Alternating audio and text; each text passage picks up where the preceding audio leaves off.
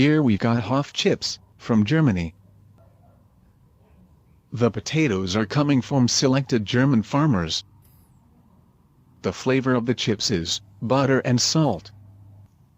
The chips are differently made than normal chips. They are made in a hot oil-filled boiler. Let's have a look at the rest of the pack.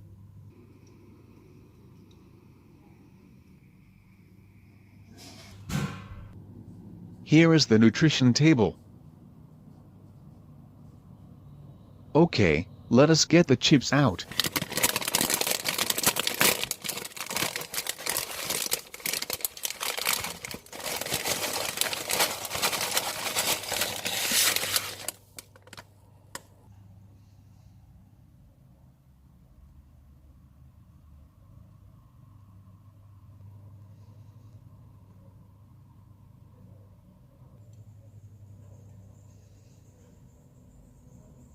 The kettle chips are harder than normal chips.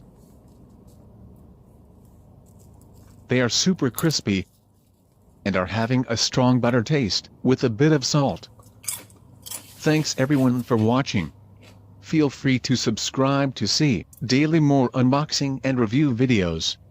Have a great day. Thanks guys.